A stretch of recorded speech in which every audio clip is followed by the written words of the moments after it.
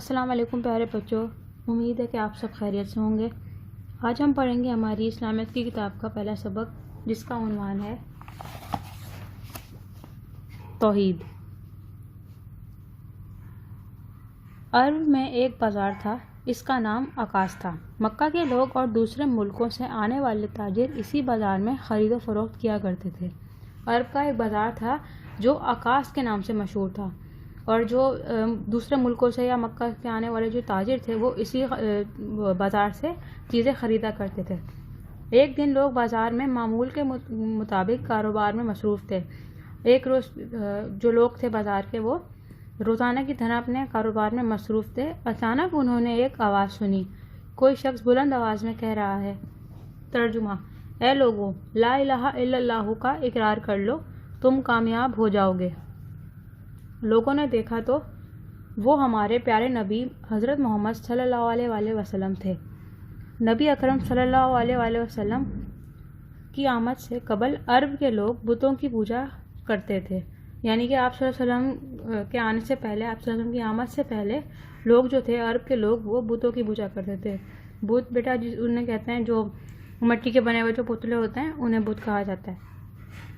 مصیبت میں ان سے مدد طلب کرتے تھے، یعنی کہ جب وہ مصیبت میں ہوتے تھے تو انہی بتوں سے اپنی مدد مانگتے تھے۔ ان کے نام پر جانور ذبح کرتے تھے، بیماری میں شفا مانگتے تھے، مطلب ان کے نام پر جانور جو ہوتے تھے ان کو ذبح کیا کرتے تھے۔ اگر بیمار ہوتے تھے تو انہی سے شفا مانگتے تھے۔ ان کو نفع و نقصان کا مالک سمجھتے تھے، یعنی کہ جو ان کا فائدہ یا نقصان جو بھی ہوتا تھا تو وہ انہی بتوں کو اپنا مالک سمجھتے تھے۔ نبی اکرم صلی اللہ علیہ وآلہ وسلم لوگوں کو بتوں کی پوجا سے منع کرتے اور ایک اللہ کی عبادت کرنے کی دعوت دیتے تھے۔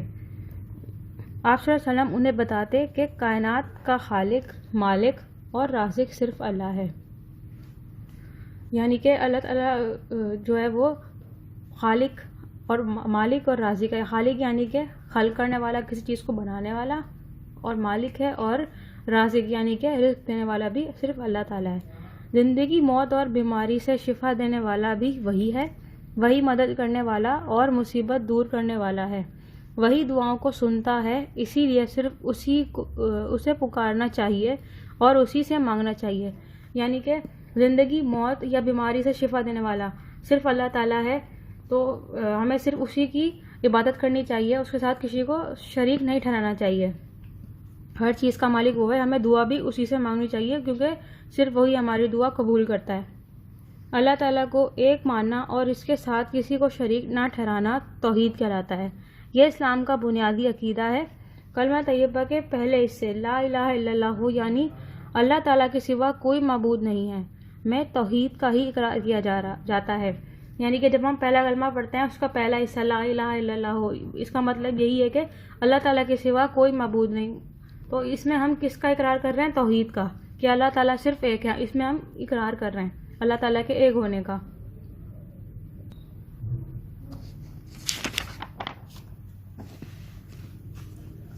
اللہ تعالیٰ نے سورہ اخلاص میں خاص طور پر توحید کا سبق دیا ہے۔ سورہ اخلاص ہماری قرآن کی ایک سورت ہے جس میں اللہ تعالیٰ کی تعریف بیان کی گئی ہے۔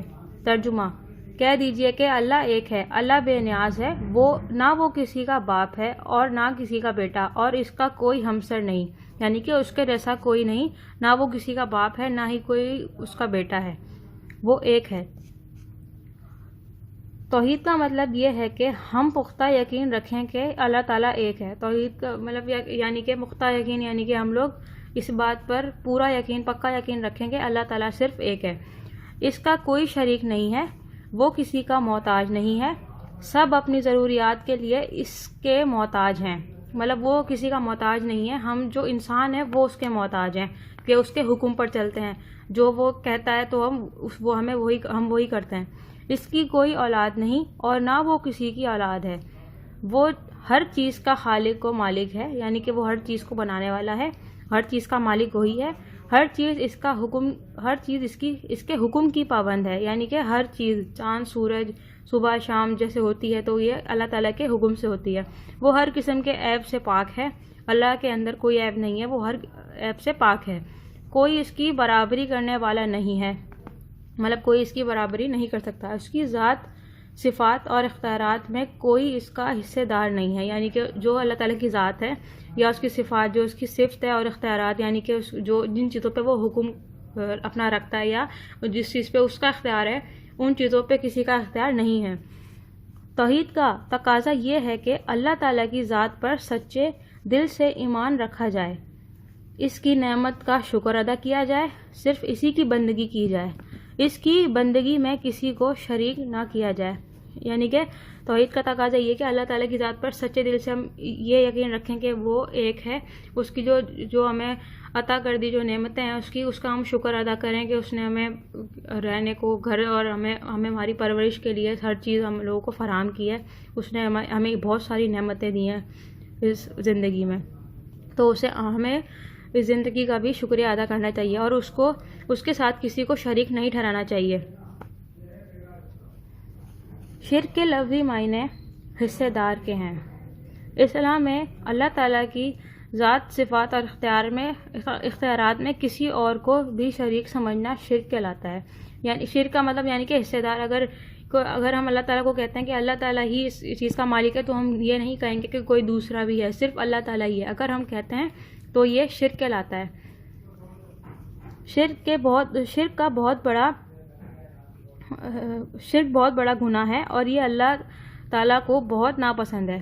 شرک جو ہے وہ بہت بڑا گناہ ہے۔ ہمیں چاہیے کہ ہم ہمیشہ توحید پر قائم رہیں، صرف اللہ کی بندگی کریں، اس کے ساتھ کسی کو شریک نہ بنائیں۔